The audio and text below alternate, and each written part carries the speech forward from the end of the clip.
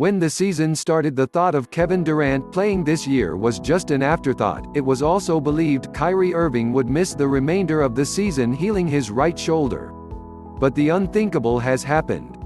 March 11, 2020, a date that will live in infamy forever throughout the NBA spectrum. It meant the postponement of the season following news of Rudy Gobert testing positive for the coronavirus.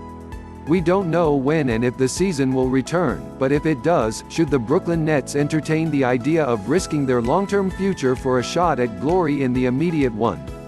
Before the league indefinitely suspended operations, Durant was progressing on schedule, with multiple videos of him surfacing online of getting reps in at the Nets practice facility.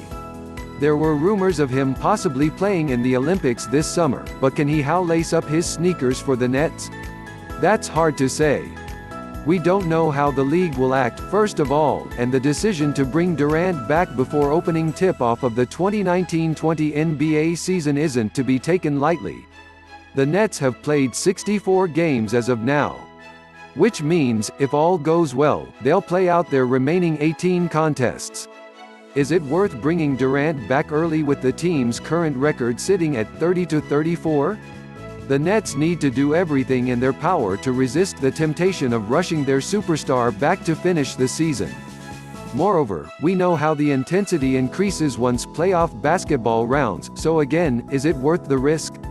Why jeopardize your future for a misguided shot at glory with a roster filled with issues? With time lost, it's conceivable that the NBA will resort to back-to-backs or every other days.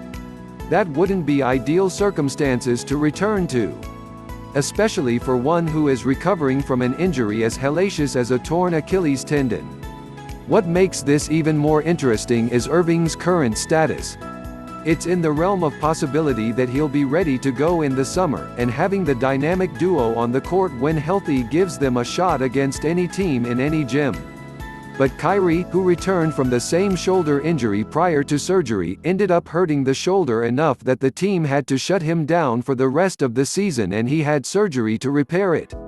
Durant, last postseason, returned, arguably prematurely, from injury in the NBA Finals before blowing out his Achilles. It's impossible to say if he did, in fact, return too early and that caused the injury, but that what-if is pretty tantalizing. Would you want your two-headed monster returning late in a season, risking playing too many games too quickly, which could lead to time missed if something were to go wrong next season when the Nets are expected to compete for the Eastern Conference crown and possibly bring a championship to Brooklyn, the first since 1955? The answer is simple: let the team get more experience in tough situations so they can evaluate who they keep and who they will move on from in the offseason, whenever that is. Before the season's suspension, the team was playing some of its best basketball, winning 3 in a row and 4 out of 5. While also beating the likes of the Lakers and the Celtics on the road.